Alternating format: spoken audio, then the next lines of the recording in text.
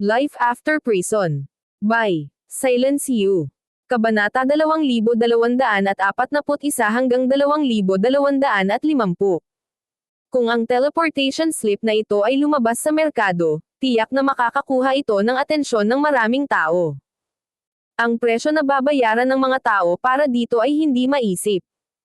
Maaaring makatakas sa kamatayan ang isa kung dala niya ang teleportation slip. At hindi ito nangangailangan ng anumang espesyal na kasanayan o paggalaw upang maisaaktibo ito. Ang kailangan lang ay basagin ang slip. Gayunpaman, ang proseso ng paglikha ng teleportation slip ay masyadong maislan. Una, kakailanganin mong mangolekta ng isang patak ng hamog sa umaga sa loob ng 9 na araw. Kung gayon ang Paragon ay kailangang gumamit ng kanyang sariling enerhiya upang yukit ang teleportation spell sa slip. Parang simple lang. Gayunpaman, ang spell ay napakakomplikado. Ang anumang pagkakamali ay masisira ang slip. Sa makatuwid, ang teleportation slip ay isang napakabihirang bagay na makikita mo. Marahil ay medyo marami ang nasa sagradong lupain sa buong Blue Realm at mga pamilyang may mahabang kasaysayan. Naniniwala si Severin kahit si Oscar ang pinuno ng sekta ng Grundy Uno Sect, ang pinakamalakas na sekta sa South Sky, ay wala nito. Ito ay talagang isang bihirang bagay. Pagkatapos noon, tumingin si Severin sa Chaotic Evil Practitioner arm. Mukha itong tuyo at naglalabas ng masamang enerhiya. Maingat niyang siniyasat ito ng kanyang banal na kahulugan. Pagkatapos ay napagtanto niyang puno ito ng buhay. At naramdaman pa niya na ang braso ay nagtataglay ng mataas na pagnanais na pumatay ng mga tao. Nagulat si Severin sa natuklasan. Ito ay lampas sa kanyang imahinasyon na ang Chaotic Evil Practitioner's Arm ay maaari pa ring humawak ng napakalaking kapangyarihan pagkatapos na nandito sa loob ng maraming taon. Hindi ako gumagawa ng black magic kaya walang silbi ang item na ito sa akin. Sabi niya. Kung ang bisig ng Chaotic Evil Practitioner ay nahulog sa kamay ng isang Evil Practitioner, malaki ang maitutulong nito sa Evil Practitioner. Halimbawa, maaari nitong mapahusay ang katawan ng masasamang practitioner na ginagawang mas madali ang pag-aaral ng itim na salamangka, at magbigay din ng tulong sa itim na salamangka na ginawa ng masasamang practitioner. Gayunpaman, hindi ito makakatulong kay Severin sa anumang paraan dahil hindi siya isang masamang practitioner. Inilagay niya ang Chaotic Evil Practitioner's Arm sa kanyang spatial ring at naisip na maaari niyang ibenta ito sa hinaharap. Pagkatapos, nagpunta siya upang galugarin ang paligid ng gusali. Gayunpaman, wala siyang nakitang iba kaya umalis siya sa gusali at tumungo sa ibang lugar. Bago niya namalayan, kalahating araw na siyang nasa guho at iyon ang oras na kailangan ni Severin para tuklasin ang iba pang mga gusali. Kaya naman, bumalik siya sa altar kung saan niya natagpuan ang apoy ng 9 na aswang. Maliban sa Chaotic Evil Practitioner's Arm at Teleportation Slip, nakahanap din siya ng 2 espesyal na espiritual na halamang gamot na tumubo lamang sa isang kapaligirang puno ng masamang enerhiya. Bagamat ang ranggo ay medyo mababa, maaari itong magamit upang makagawa ng isang 7th grado na alchemical pill. Natuwa siya sa resulta ngayon. Pagkatapos ng lahat, hindi niya inaasahan ito. Noong una, naisip niya na dapat niyang gamitin ang kanyang librerag oras para i-level up ang Lotus Wildfire kaya gumawa siya ng misyon na mangalap ng impormasyon tungkol sa lokasyon ng iba't ibang espiritual na apoy. Sa kanyang pagtataka, isang disipulo ang nagpaalam sa kanya tungkol sa isang espiritual na apoy sa Fierce Beast Mountain. Kaya, nagpunta siya sa Fierce Beast Mountain upang tuklasin. Sa kanyang pagtataka, natagpuan niya ang higit pa sa inaasahan niya. Ang masasamang spell mula sa masasamang tribo, isang magulong Evil Practitioner's Arm, at isang teleportation slip. Isang magandang resulta, sasabihin niya. Mas maganda pa siguro kaysa sa oras na pumunta siya sa Arctic Heights. Naglagay siya ng higit na epekto sa Arctic Heights dahil kailangan niyang talunin ang maraming prodigy para makuha ang kanyang kamay sa kayamanan. This time around, isang pirasong cake lang iyon sa kanya. Muli niyang tiningnan ang mga gamit para makitang lahat sila ay inilalagay sa kanyang spatial ring. Sa kanya pinakalma ang sarili dahil sa excitement. Maraming araw pa bago magsimula ang Starry Sky Battle Space. Mas mabuting itatak muna ang teleporta and sleep gamit ang aking espiritual na enerhiya. Hindi ko malalaman kung ano ang naghihintay sa akin kapag umalis ako sa Fierce Beast Mountain o kung ako ay tatakbo sa anumang panganib.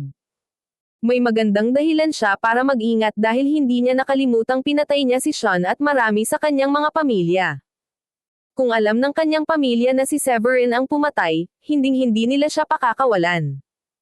Upang malaman ang katotohanan, ang mga Gar ay magpapadala ng mga tao sa Fierce Beast Mountain para sa investigasyon. Alam ni Severin na hindi siya magkakaroon ng pagkakataon kung kailangan niyang labanan ang isang level 3 at above Paragon. Sa makatuwid, mas gusto niyang maging ligtas kaysa magsisi.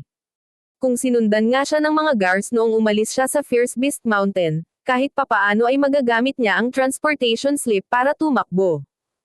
Gayunpaman, mas mabuti kung si Severin ay hindi nakatagpo ng anumang panganib o nakilala ang sino mang Gars sa kanyang paglabas. Umupo siya sa sahig habang nakakross ang paa at hawak ang transportation slip. Dahan-dahan niyang inilipat ang kapangyarihan ng langit at lupa mula sa kanyang katawan patungo sa slip para itatak ito. Hindi nagtagal, nagsimulang kumislap ang slip na may Maybird na liwanag. Nang maglaon, naglabas ito ng kakaibang kapangyarihan na naging dahilan upang maging hindi matatag ang espasyo sa paligid ni Severin. Samantala, mayroong isang airship na lumilipad patungo sa Fierce Beast Mountain. Isa si Fabian sa mga pasahero habang nakatingin sa Fierce Beast Mountain mula sa malayo. Sa tabi niya ay isang level 3 Paragon sa kanyang midlife. Tanong niya. Elder, base sa impormasyon ko, dito pinatay sina Sean at Zia nang pumunta sila para hanapin ang Chaotic Evil Practitioner's Arm. Narinig iyon ni Fabian at sumimangot. Patuloy niyang iniisip kung sila ay sinalakay ng isang hari ng halimaw o pinatay ng ibang mga cultivator. Nang mapatay sina Sean at Zia, napakalayo nila sa tirahan ng Gars. Kaya, kahit ang Royal Paragon ay nabigo na malaman ang dahilan ng kanilang pagkamatay matapos na subukang magsagawa ng isang ritual. Dahil dito, nagpa siya si Fabian na pumunta mismo sa Fierce Beast Mountain para malaman ang katotohanan. Dahil halos 100 milya ang layo niya mula sa lambak, nakaramdam siya ng masamang pakiramdam dahil naramdaman niya ang natitirang amoy ni Sean at ang iba pang naiwan sa hangin.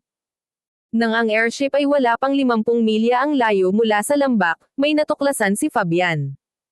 Nakita niya ang isang bundok na kalahating nawasak at isang malalim at mahabang landas. Naramdaman niya ang malakas na pakiramdam ni Sean mula sa truck at isang nakakatakot na espada. Ang natitirang lakas ng espada ay napakatalas pa rin. Marami sa mga cultivator sa sasakyang panghimpapawid ang nakadama ng matinding sakit sa kanilang mga balat na parang tinutusok sila ng mga karayom. At nangyari yun noong malayo pa ang airship sa truck. Naputol si Fabian sa kanyang Divine Sense habang ang kanyang Divine Sense ay nag-explore sa truck sa loob lamang ng 10 segundo. Dahil dito, tiniyak ni Fabian si Sean at ang iba ay pinatay ng isang cultivator. Dahil ang mga cultivator lamang ang maaaring magkaroon ng sword will.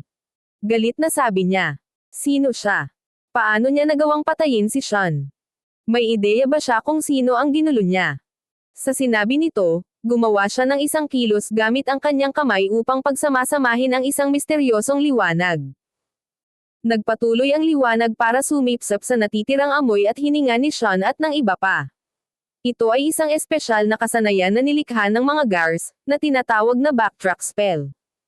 Matapos masipsap ang huling natitirang hininga ng namatay, ang oras sa eksena ay magre-rewind at magpapakita ng video ng nakaraan. Sa kasong ito, ang oras kung kailan pinatay si Sean. Sa lalong madaling panahon, na-play ang video kung paano namatay si Sean. Nasaksihan ni Fabian ang kamatayan na parang naroon siya. Nang malaman niya kung sino ang pumatay, ang kanyang mukha ay naging kakilakilabot at siya ay naglabas ng isang malakas na kapangyarihan upang ipakita kung gaano siya galit. Kinagat niya ang kanyang mga ngipin. Ikaw talaga, Severin. Si Fabian ay isa sa mga miyembro na pumunta sa Arctic Heights. Kaya naman, kilala niya kung sino si Severin. Matapos mamatay ang misteryosong ilaw, sinabi niya sa lahat ng nasa airship. Mabilis na sumulong. By crook or by hook, hanapin kita Severin ngayon. Ang lahat ng nasa airship ay nagbahagi ng parehong kalungkutan gaya ni Fabian. Huwag kang mag-alala, Great Elder. Hahanapin natin si Severin kung kailangan nating maghukay ng bundok. Ang lakas ng loob niyang patayin si Sean. Sa tingin ba niya mabubuli niya tayo?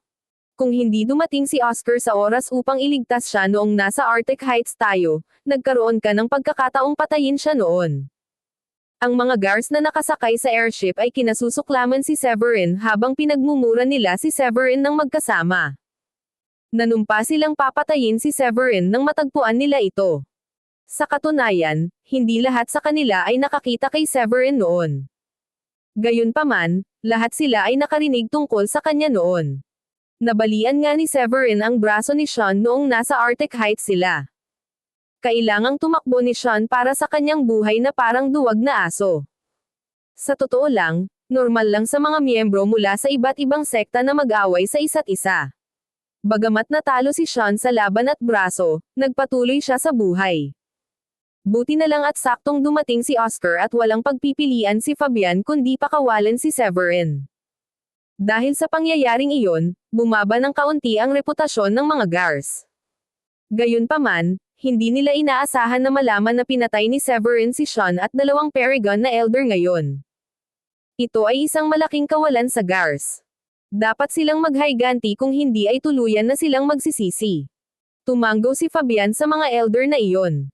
Mahigit 10 sila at lahat sila ay Paragon. Alam niya talaga na pumunta dito si Sean na may layuning hanapin ang bisig ng chaotic evil practitioner. Dahil pinatay si Sean sa kalaliman ng bundok, ibig sabihin ay hindi dapat malayo si Severin. Hatiin sa iba't ibang grupo at hanapin ang lugar. Kahit na hanapin natin ang lahat ng mga bundok, kailangan nating hanapin si Severin. Oo, Ginoo. Ang mga elder ay umalis mula sa airship at naghanap sa paligid ng lugar. Samantala, si Severin ay nasa kapahamakan pa rin. Hindi niya minamadali ang kanyang oras habang dahan-dahan niyang itinatak ang kanyang pagmamarka at nakuha ang ganap na kontrol sa teleportation sleep. Sa ngayon, wala siyang ideya na hinahabol siya ng mga guard. Makalipas ang mahigit kalahating oras, sumanib ang kanyang primal spirit sa sleep at lumikha ng koneksyon. Ito ay isang nakakaintriga at kamanghamanghang koneksyon. Pinahintulutan nito ang pangunahing espiritu ni Severin na makita ang hadlang sa hangin. Pakiramdam niya ay may kakayahan na siyang mapunit ang hangin para makabuo ng ligtas na daanan para ay teleport ang sarili sa ibang lugar. Naunawaan niya na ito ay isang function ng teleportation sleep. Dahil maraming taon at lakas ang ginugol ng isang Paragon sa paggawa ng transportation sleep, maaaring magbukas ang user ng ligtas na daanan sa pamamagitan ng prinsipyo ng batas na naka-embed sa sleep. Nagpatuloy lang ito upang patunayan kung gaano kabihirang at espesyal ang kayamanang ito. Kung iisipin, kahit si Oscar, ang pinuno ng sekta ng pinakamalakas na sekta sa South Sky ay hindi nagkaroon nito. Kinalma ni Severin ang sarili at nagpatuloy sa pag-imprenta ng sleep. Di nagtagal, tapos na ang buong proseso. Sa pamamagitan ng paggamit ng transportation sleep, nagkaroon ng higit na kontrol si Severin sa espasyo sa paligid niya. Bumantong hininga siya. Sa wakas, tapos na. Ang proseso ay nangangailangan ng maraming espiritual na enerhiya. Ang sentro ng enerhiya ni Severin ay mukhang dollar kaysa dati. Mabilis siyang naglabas ng 2 alchemical na table task mula sa kanyang spatial ring at kinain ito. Ang alchemical pill ay natunaw sa tubig at nag-flush sa bawat sulok ng kanyang katawan upang bigyan siya ng enerhiya na kailangan niya. Sa wakas, ang espiritual na enerhiya sa kanyang sentro ng enerhiya ay nagsimulang bumaha sa dugo sa kanyang mga ugat upang lumikha ng higit na kapangyarihan. Samantala, naglaan ng oras si Severin para mag-practice. Makalipas ang kalahating oras, naabsorb na ng kanyang katawan ang gamot at huminto rin ang kanyang pagsasanay. Ang kanyang kapangyarihan ay kasing lakas ng bundok. Isang layer ng puting fog ang nakapalibot sa kanyang katawan. Nang makalanghap siya ng sariwang hangin, nalanghap din niya ang puting fog. Pagkatapos, binuksan niya ang kanyang mga mata. Ngayon, nakaramdam siya ng energetic at spirited. Puno ng kapangyarihan ang kanyang katawan. Alam niyang oras na para umalis siya sa bundok. Napakagandang araw na iyon para sa kanya. Bilang karagdagan sa paghahanap ng espiritual na siga, natagpuan din niya ang Chaotic Evil Practitioner's Arm, ang Wicked Spell, at ang Transportation Sleep. Anuman sa mga kayamanan ay magdadala ng napakalaking yaman para sa kanya. Wala nang dahilan para manatili pa siya sa bundok. Sa katunayan, ang kanyang presensya sa bundok ay maaaring makaakit ng atensyon ng halimaw o hari ng hayop. Pagkatapos ay magdudulot iyon ng problema sa kanya. Bukod dito, ipinagpalagay niya na nalaman na ng mga gar na si Sean at ang iba pang pumunta sa bundok ay patay na ngayon. Malalagay siya sa malaking panganib kung patuloy siyang mananatili rito habang ang mga gar ay pumunta dito upang malaman ang katotohanan. Siya ay bumalik sa paraan na siya ay dumiting upang iwanan ang pagkasira at papunta sa lambak. Di nagtagal pagkatapos na siya ay nasa lambak, naramdaman niya ang isang mabangis at matalas na banal na sentido ang nakatarget sa kanya. Nabigla siya dito. Nang walang pag-aalinlangan, mabilis niyang tinawag ang Dark Gold Bell. Habang umaakyat ang Dark Gold Bell sa kanyang ulo, mabilis niyang ginamit ito upang bumuo ng isang kalasag. Isang matalim na sinag ang umatake sa kanya mula sa likuran. Sa sobrang bilis ay may sumipol. Narinig ni Severin ang tunog at ang tunog ay nagpalamig sa kanyang gulugod. Ah, may panganib. Naisip niya. Walang pag-aalinlangan, humakbang siya at gumulong-gulong sa hangin para maiwasan ang pag-atake. Pagkaraan ng ilang segundo, isang mahabang sibat ang lumipad sa kinaroroonan niya noon at tuluyang tumusok sa lupa. Tapos may narinig si Severin na boses. Ha ha ha. Nahanap na kita. Isang lalaking nakaitim na robe na may nakasulat na gar, sa harapan. Siya ay isang antas ng 3 Paragon, humigit kumulang sa paligid ng kanyang mga 40, at isang mabilog na lalaki. Quinten Gar ang kanyang pangalan, ang ika-9 na elder ng Gars. Siya ang namamahala sa lugar na ito.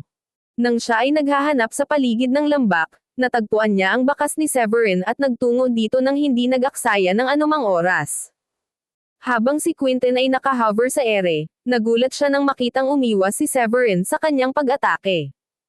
Kumbaga, hindi nakipagsapalaran si Severin dahil mas malakas siya kay Severin at sneak attack iyon.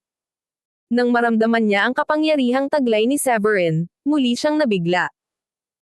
Tandang-tanda niya sa impormasyong sinabi sa kanya ng mga elder at disipulo na pumunta sa Arctic Heights, na si Severin ay isang level 8 Supreme Saint pa lang noon. Sa loob lamang ng 2 buwan, naging level 2 Paragon na si Severin. Kailanman sa buhay ni Quinten ay hindi niya nalaman na ang isang tao ay maaaring magkaroon ng ganoon kabilis na pag-unlad. Samantala, nahulaan ni Severin na ang Gars ay dapat na kung saan-saan naghahanap sa kanya. Masyado akong pabaya. Hindi ko inaasahan na nakarating sila ng ganito kabilis. Paano sila nakarating dito ng ganito kabilis? Napaisip siya. Upang makaligtas sa sitwasyong ito, alam niyang kailangan niyang gamitin ang Scarlet Sky at Flameless Pinnacle sa kanyang laban. Si Quinten ay mukhang mabangis at nanunuya. Severin, kung sumuko ka ngayon, maiisip kong iligtas ang buhay mo. Ang tono niya ay parang mayabang at nakakadismaya. Gayunpaman, mas alam niya kaysa sa maliitin ang kapangyarihan ni Severin. Sa pagkakaalam niya, kapwa sina Zia at Hasa ang pinatay ni Severin. Habang nag-uusap siya ay palihim din niyang inilabas ang communication token para mag-report pabalik kay Fabian. Milya ang layo, nagpapahinga si Fabian sa airship na nakapikit. Biglang nag-vibrate ang token niya. Iniskan niya ang kanyang banal na kahulugan sa impormasyon. Nang matapos siyang magbasa, bumukas ang kanyang mga mata, at tumalon mula sa kubyerta. Nahanap ka namin, Severin. Tuwang-tuwa si Fabian. Tumalon siya sa hangin at lumipad kung nasaan si Quinten. Kasabay nito, ang iba pang elder ay nakatanggap din ng parehong balita at lahat ay patungo sa parehong direksyon ni Fabian. Sa himpapawid ng lambak, napangisi si Severin matapos ipatawag ang kanyang mga sandata. Hindi siya gumawa ng anumang tugon. Habang inilalabas niya ang sword wheel, iniwagayway niya ang espada upang lumikha ng sword energy sa hugis ng isang boomerang. Ang lakas ng espada ay napakalakas kaya napunit nito ang espasyo sa paligid nito habang lumilipad ito patungo kay Quinten. Nang magpasya siyang patayin si Sean, alam niyang siya at ang mga Gars ay magiging magkaaway magpakailanman. Walang paraan na tanggapin niya ang proposal ni Quinten at sumuko. Galit na galit si Quinten nang makitang inatake siya ni Severin nang walang anumang babala. Sige, kung yan ang gusto mo. Mangyaring mamatay. Hinanap ni Fabian ang tamang timing at ibinaba ang kanyang sibat. Isang malakas na sinag ng sibat ang lumipad at tumungo sa target nito. Ang bilis ng paglipad ay napakabilis at nakakatakot. Ang tama ay bumagsak sa harap ni Severin at nadurog ang lakas ng espada ni Severin. Ang lakas ng afterwave ay halos sabog na si Severin. Bagamat hindi siya nasaktan, alam din niyang hindi siya makakawala ng ganoon kadali. Mahalagang huwag mag-aksaya ng anumang oras sa isang laban. At iyon ang ginawa ni Quinten. Habang si Severin ay naapektuhan ng suntok, sinundan niya ang kanyang sibat na parang leopardo na nangangaso sa biktima nito. Ang sibat na mahigpit na hinawakan ni Quinten ay nagdadala ng walang hanggan na enerhiya na parang dragon. Ang kanyang husay sa paghawak ng sibat na iyon ay may kakayahang magpatag ng mga bundok, at ang ningning ng kanyang sandata ay gumaya sa isang dragon na pumawi sa lahat ng mga hadlang sa landas nito. Ang kawalan ay naging hindi matatag, at ang isang web ng mga bitek ay nagsimulang lumitaw. Habang papalapit si Quinten, biglang nagbago ang ekspresyon ni Severin. Mabilis niyang itinaas ang kanyang Scarlet Sky Sword at nagsagawa ng malakas na slash. Ang lakas ng espada ay umaabot ng libu-libong talampakan ang lapad, nakahawig ng isang gintong linya na nagmula sa manipis na hangin upang harangin ang pasulong na sibat. Umalangaw sa buong kalangitan ang matinding sagupaan ng dalawang mabigat na sandata. Ang bawat suntok ay nakabuo ng mga shockwave na parang thunderbolts. Hindi nagtagal, ang mga bangin na umaabot ng ilang milya ay nakaukit sa lupa. Lalong lumalim ang pangamba ni Quinten habang nagpapatuloy ang labanan. Sa kabila ng kanyang buong lakas, nalaman niyang mahirap ang pagsulong laban kay Severin. Sa kabaligtaran, walang kahirap-hirap na pinahirapan ni Severin ang pagkakahawak ni Quinten, dahilan para kumulo ang kapangyarihan ng kanyang dugo at enerhiya. Alam niyang level 2 na si Severin, alam ni Quinten na hindi dapat maliitin ang ganoong lakas. Maaaring malampasan ni Severin ang kanyang sariling antas sa pakikipaglaban at sa makatuwid ay isang mabigat na naghahaman kahit sa mga magagaling na practitioner. Sa harap ng realisasyong iyon, nagpa siya si Quinten na pigilan si Severin at maghintay hanggang sa pagdating ni Fabian. Naunawaan din ni Severin ang intensyon ni Quinten, nang maramdaman niya ang paglapit ng maraming kahanga-hangang figure na lumilipad patungo sa kanila mula sa 12-dosenang milya ang layo. Kalokohan. Kung magpapatuloy ito, hindi na ito kakayanin ng aking spiritual energy. Kailangan ko muna siyang harapin at gamitin ang teleportation slip para makatakas. Nag-aalalang bulong ni Severin. Medyo nahiya siya na kailangan niyang gamitin ang teleportation slip bago ito mabisedo, ngunit alam niyang hindi niya kayang ilipat ang kanyang atensyon sa ibang lugar sa larangan ng digmaan. Nang walang pag-aalinlangan, itinaas niya ang Sky Soil Zenith, na naging isang napakalaking bundok na umaagos patungo sa Quinton. Bilang tugon, humakbang si Quinten at nagpatawag ng isang nagtatanggol na espiritual na kayamanan. Nang magdepensa si Quinten, nagkaroon ng kaunting pahinga si Severin nang i-activate ng kanyang divine senses ang Chaotic Sword Shadow sa kanyang energy center. Sa susunod na segundo, gumawa si Severin ng ilang mga handsil habang ang kanyang anino ng espada ay bumaril mula sa loob niya. Ang malakas na espiritual na enerhiya, kasama ng kanyang magulong espada, ay pumawi sa lahat ng bagay sa landas nito. Isang ilang milyang malawak na kapatagan ang nabuo sa ibabaw ng lambak. Slash! Sigaw ni Severin habang walang awa niyang itinuro ang Chaotic Sword Shadow kay Quinten. Ang pag-atake ay nahuli kay Quinten na hindi nakabantay, dahil siya ay nakikibaka laban sa pag-atake ng Sky Soil Zenith. Lumitaw ang mga goosebumps sa buong katawan niya nang pumasok ang labis na takot. Wala nang oras para mag-react, dahil ang Chaotic Sword Shadow ay hiniwa sa kanya at binawasan ang kanyang katawan, kaluluwa, at pagkamit sa isang pulang-pula na ambon. Sa paglalahad ng pagkamatay ni Quinten, ang galit na dagandong ni Fabian ay hudyat ng kanyang pagdating sa lambak. Ang lakas ng loob mo. Halos hindi na makahinga si Severin. Galit na galit sa pagkamatay ng isang elder, pinakawalan ni Fabian ang kanyang level 9 na Paragon Aura, na nagwasak ng higit sa 10 milyang radius ng kawalan. Ang lahat sa loob ng 10 milyang radius ay tila nanginginig, at napakaraming mga bitik na parang web ang bumungad sa kawalan. Mula sa mga nabasag na siwang na iyon ay sumabog ang isang pamatay ng mga elemento ng lupa na nagsiwalat ng madilim na kahungkagan sa loob. Malamig ang ekspresyon ni Fabian, at umabot na sa pinakamataas ang kanyang hangarin na pumatay. Siya ay raced sa Severance lokasyon nang malaman kung ano ang nangyari, lamang upang matugunan ang mabangis na paningin ng Quintens pagkamatay. Ang eksena ay pumukaw ng isang walang uliran na galit sa loob niya, na lalong nagpatindi sa kanyang pagpaslang na pasya laban kay Severin. Isang Paragon mula sa Gars ay napatay, at ni Severin hindi kukulangan. Ang puso ni Fabian ay nakaramdam ng matinding paghihirap, kung kaya't ang kanyang tingin kay Severin ay nababalot ng malalim at nagbabantang puot. Tinatapos ko na ang buhay mo ngayon. Nagngangalit ang mga ngipin ni Fabian. Pinakawalan niya ang kanyang level 9 Paragon aura at itinaas ang kanyang kamay. Sa pag-angat sa ere, pinalo ni Fabian ang kanyang kamao. Sa sandaling iyon, ang kanyang espiritual na enerhiya ay lumundag na parang tumatakbong kabayo, na nagdulot ng nakakatakot na sonic boom habang ito ay humahampas sa hangin.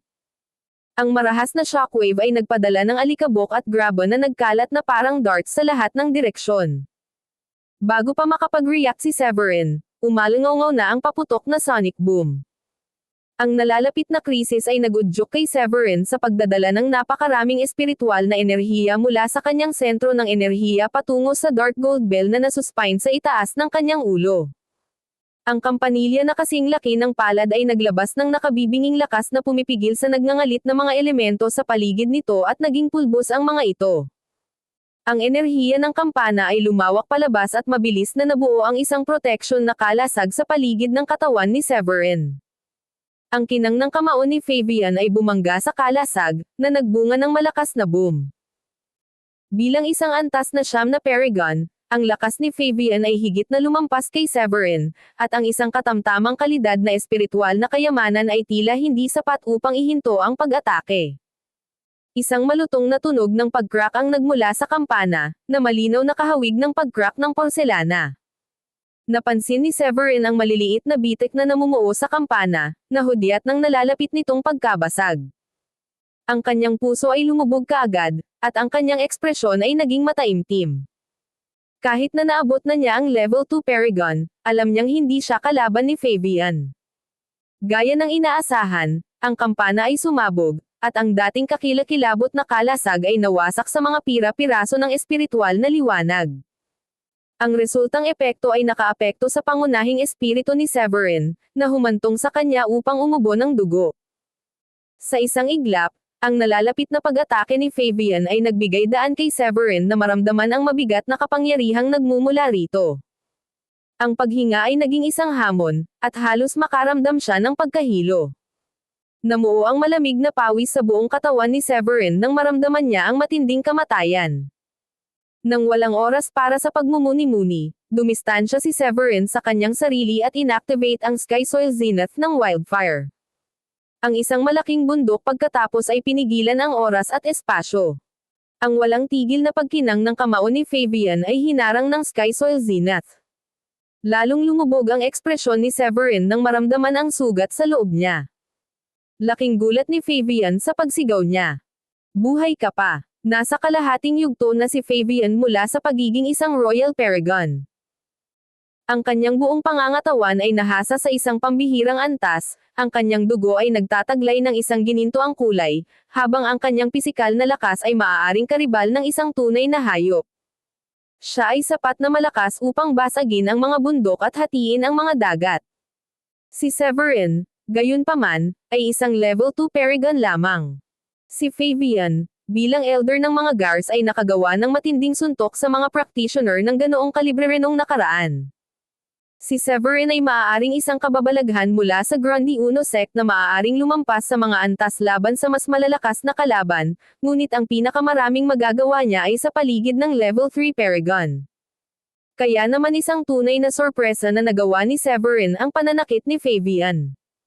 Matapos mawala ang kanyang unang pagkabigla, nginisya ni Fabian si Severin at sinabi, Ipakita mo sa akin kung ano ang iba pang mga trick na maaaring mayroon ka sa iyong manggas.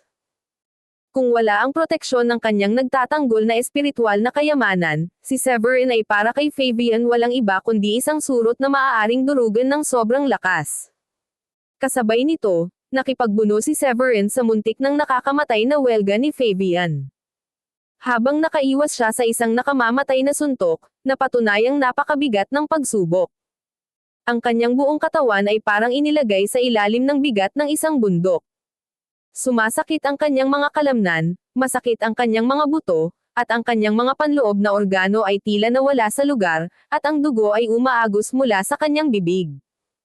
Nagdusa si Severin ng matinding pinsala sa loob, at ang espiritual na enerhiya sa loob niya ay naubos. Napagtanto ang bigat ng kanyang kalagayan, naunawaan ni Severin na ang paggamit ng teleportation slip ay maaaring ang tanging kaligtasan niya. Walang pag-aalinlangan, sinira niya ang teleportation slip na kinuha niya at ikinonekta ang kanyang primal spirit sa kapangyarihan ng langit at lupa. Di nagtagal ay nabasag ang teleportation slip, napunit ang isang spatial na channel pagkatapos gumuho ang nakapalibot na walang laman. Matapos masaksihan ang biglang pagbabago, nanlaki ang mga mata ni Fabian nang makilala niya ang bagay na winasak ni Severin. Yung teleportation slip. Hindi makapaniwalang bulalas ni Fabian. Itinapat ni Fabian ang kanyang kamao kay Severin, ngunit nawala na si Severin sa kawalan na bumabalot sa kanya. Naglaho ang figure ni Severin sa hangin sa itaas ng lambak. Kinusat ni Fabian ang kanyang mga mata sa hindi makapaniwala at ang kanyang ekspresyon ay umasim sa sukdulan. Pinalawak niya ang kanyang banal na kamalayan sa nakapalibot na lugar, same time na nag-scan sa loob ng radius na 12-dosenang milya. Nang sa wakas ay tinanggap na niya ang katotohanang wala na si Fabian, itinaas niya ang kanyang ulo at nagmura. Kalokohan. Kailan pa siya nakakuha ng teleportation slip? Ang teleportation slip ay isang kayamanan na eksklusibo sa mga banal na lupain na kahanga-hanga at mga anak ng mga sinaunang aristokratikong pamilya. Ito ay isang napakabihirang artifact na karaniwang ginagamit bilang isang huling paraan upang iligtas ang buhay ng isang tao. Ang gayong napakahalagang kayamanan ay maaaring tumawid ng libu-libong milya sa isang iglap, ngunit kahit na ang mga Royal Paragon ng Gars ay nadama na napakalaki ng gastos upang pinuhin ang mga slip na iyon. Hindi mo ari ni Fabian kung saan maaaring nakuha ni Severin ang ganoong mahalagang pag-aari. Ang mabilis na pagtakas ni Severin ay nag-iwan ng mapait na lasa sa bibig ni Fabian, at ang kanyang ekspresyon ay hindi kapani-pani walang madilim. Naiiyak na lamang ni Fabian ang kahihiyan at kahihiyan sa nangyari.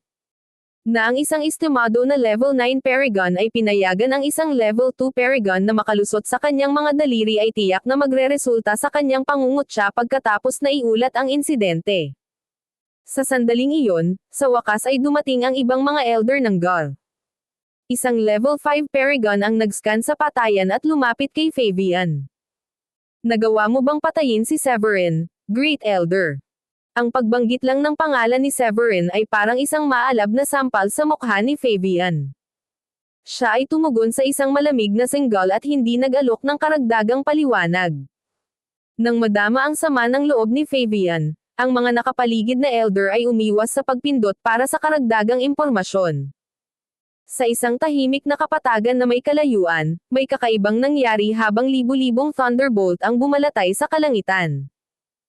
Ang puwang sa kanilang paligid ay lumiko sa isang spatial na daanan na halos 10 talampakan ang taas. Lumilitaw mula sa talatang iyon si Severin, na ginamit ang kanyang banal na pandama upang suriin ang nakapalibot na lupain. Sa kabutihang palad, hindi siya dinala ng teleportation slip sa isang hindi pamilyar na lokasyon, at nakilala niya ang kapatagan bilang isang lugar na hindi masyadong malayo sa Grundy Unosec. Matapos pakalmayan ang sarili saglit, kinuha ni Severin ang 2 table tasks mula sa kanyang spatial ring at ininom ang mga ito. Ang Pildores ay nag-transform sa espiritual na enerhiya na dumaloy sa kanyang katawan, nag-aayos ng mga naliligaw na organo at mga basag na meridian. Malapit na yon. Muntik na akong mamatay sa kamay ni Fabian. Huminga ng malalim si Severin at binawi ang kamalayan sa kanyang katawan. Ang lakas ng isang level 9 Paragon ay napatunayang masyadong mabigat. Isang galaw lang ang ginawa ni Fabian, Ngunit napilitan na si Severin na gamitin ang kanyang teleportation slip para makatakas. Napilitan siyang i-deploy ng maaga ang backup na kayamanan sa harap ng lakas ni Fabian. Gago talaga ang mga guards na iyon. Nagmura si Severin. Pagbabayaran nila ang lahat ng ito. Maaga o huli. Nagalit si Severin sa mga guards dahil pinilit nila siyang gamitin ang isang bagay na ginawa ng isang Royal Paragon para sa mga emergency. Kahit na ang hindi kaakibat na mga practitioner sa Midland ay maaaring magkaroon ng ganoong uri ng mga bagay, na naging dahilan upang mas mahirap ang kanilang pag-iral sa South Sky. Matapos gumaling mula sa kanyang pinsala, sinabi niya sa kanyang sarili. Dapat akong bumalik sa sekta sa lalong madaling panahon kung sakaling subukang habulin ulit ako ng mga gar. Umakyat siya sa himpapawid, nagbagong anyo sa isang bahid ng liwanag, at bumalik sa Grundy Uno Sect. Maya-maya, ang pasukan ng Grundy Uno Sect, na napapaligiran ng matatayog na bundok na tumagos sa mga ulap kasama ng siksik na espiritual na enerhiya, sa wakas ay bumalik sa kanyang paningin. Sa kanyang pagbabalik, hindi nag-aksaya ng oras si Severin sa paghatid ng mensahe kay Oscar at pagkukwento ng mga pangyayaring naramdaman niya na ang mga gar ay hindi handa na isuko ang kanilang paghihiganti ng napakadali matapos mabigang patayin siya sa Fierce Beast Mountain ang Grundy Uno Sect sa loob ng pangunahing bulwagan ng unang bundok. Naramdaman ni Oscar ang pagpintig ng ulo habang tinutunaw niya ang lahat ng sinabi sa kanya ni Severin. Ano ang ginawa ng hanggal na iyon upang lumikha ng ganoong kaguluhan sa Fierce Beast Mountain? Umasim ang ekspresyon ni Oscar at nagmura siya sa galit. Nang mapatay ang kababalaghan ng mga guards at ilang mga Paragon ang nahulog, nakita ni Oscar na ang maharlikang Paragon ng mga guards ay maaaring humiling na makita siya. Sa pagkakaalam ko kay Clarken, hindi siya titigil hanggat hindi siya nakakaganti. Gayunpaman, ang pagbigay kay Severin ay hindi pinag-uusapan, dahil si Severin ay hindi lamang isang kinatawan ng Grundy Uno Sect. Nang manalo sa torneo, hawak ni Severin ang kota sa Grundy Uno Sacred Land, at maaari nang ituring na alagad ng sagradong lupaing iyon. Nakilala ang paparating na kaguluhan, mabilis na nagpadala si Oscar ng mga mensahe sa ilang Peak Masters at ipinatawag sila sa pangunahing bulwagan para sa isang agarang talakayan. Sa Gars, napakabigat ng hanging humihinga kaya naging hamon ang paghinga. Matapos marinig ang ulat ni Fabian, ipinatong ni Clarken ang kanyang palad sa armrest ng kanyang upuan at pinutol ito. Ang kapangahasang ito ay higit sa akin. Pinatay niya ang ating kababalaghan at ang ating mga Paragon, pagkatapos ay nakatakas ng hindi nasaktan. Siya ay nagpakita ng lubos na kawalang galang o sa ating pamilya. Nahirapan si Clarken na pigilan ang kanyang galit. Nang malaman ang pagkamatay ng kanyang anak, agad niyang ipinadala si Fabian kasama ang 12 iba pang elder upang tugisin at harangin si Severin. Ngunit nakalusot si Severin sa kanilang pagkakahawak at iniwan silang kumakain ng alikabok. Galit na galit, ang galit ni Clarken ay umalingaw sa bulwagan, na umaalingaw sa galit ng lahat ng elder na natipon doon. Ginoo, baka kailangan nating maglunsad ng pag-atake sa Grundy Uno Sect at hilingin kay Oscar na isuko siya sa atin. Hindi natin hahayaang mamatay si Sean at ang mga elder ng walang kabuluhan. Kung isasaalang-alang ang mga pangyayari, sa palagay ko ay pinakamahusay na putulin na lamang ang relasyon sa Grundy Uno Sect. Maaari nating ihanay ang ating sarili sa Dayform Sect, dahil pinatay din nila ang kanilang kababalaghan ni Severin. Bagamat iba-iba ang mga opinyon, isang elder na naglabas ng level 7 na Paragon Aura ay tumayo at nagpayo. Sa tingin ko dapat mong pag-isipang muli ang iyong mga opsyon, Ginoo. Ayon sa ulat ni Fabian, ginamit ni Severin ang teleportation slip para sa kanyang pagtakas. Ang ganitong uri ng kayamanan ay higit pa sa makukuha kahit ng mga pangunahing sekta. Bukod pa rito, si Severin ay umangat din mula sa Supreme Saint patungong Paragon sa loob lamang ng wala pang 1 taon. Ang talentong ipinapakita niya ay katulad ng mga henyo mula sa sagradong lupain ng Midland. Ipagpapalagay ko na siya ay konektado sa Midland at may kaugnayan sa ilan sa mga sinaunang pamilya sa East Plain. Mariing sumingit si Fabian. Huwag kang matakot sa kanyang kakayahan at ambisyon. Ilang nagninangas na mga elder ang umalangaw sa damdamin ni Fabian. Sumasang-ayon ako. Parang ginawa kang duwag ni Severin. Natuklasan siya ng Grundy Uno sect sa Sagradong Lawa. Kung talagang may koneksyon siya sa Midland at East Plain, bakit siya pupunta sa South Sky? Ang mungkahing ito ay dapat na nakaugat sa mga lihim na motibo. Sa harap ng lahat ng pagpuna na iyon, ang elder na nagsalita kanina, si Gold Emir, ay umiling at sinabing, "Gusto ko lang matiyak na hindi mapapatay ang mga Gars. Kahit na walang kaugnayan si Severin sa Midland o East Plain, mayroon siyang sapat na talento upang maging isang mabigat na Supreme Paragon sa loob ng ilang taon." Ang gulo ng magkasalungat na opinyon ay nagdulot ng galit ni Clarken habang siya ay sumigaw. "Tama na. Ihanda mo na ang mga tauhan natin, Fabian.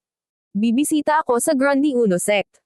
Tignan natin kung tatanggihan tayo ni Oscar alang-alang sa kanyang pinagmamalaki na kababalaghan." Kinilig naman ang reaksyon ni Fabian at magalang na sumagot. "Oo, Ginoo." Lalong tumindi ang pananabik sa mga natitirang elder. Si Clarken ay bihirang kumuha sa kanyang sarili na ayusin ang mga bagay mula nang makamit ang katayuan ng isang Royal Paragon, kaya ang pag-alam na personal niyang haharapin ang sitwasyon ay nagdulot ng isang pakiramdam ng kaguluhan sa hangin. Pagkatapos ng lahat, ang pagkakaroon lamang ni Clarken bilang isang Royal Paragon ay maaaring mag-trigger ng seismic shift sa attainment circle ng South Sky. Bagamat maraming mga elder ang naniniwala na ang intervention ay haantong sa paghuli kay Severin, si Gold Emir, ang ikatlong elder, ay napabuntong hininga lamang sa kanyang sarili, na itinuturing na ang hakbang ay hindi matalino. Bagamat hindi niya alam kung paano nagawang patayin ni Severin ang napakaraming pinakamalakas na tauhan ng mga Gars, natakot siya na ang pagsalungat sa gayong kahanga-hangang talento ay hindi kanais-nais sa mga Gars, marahil ay humantong pa sa kanilang pagbagsak at pagkalipol.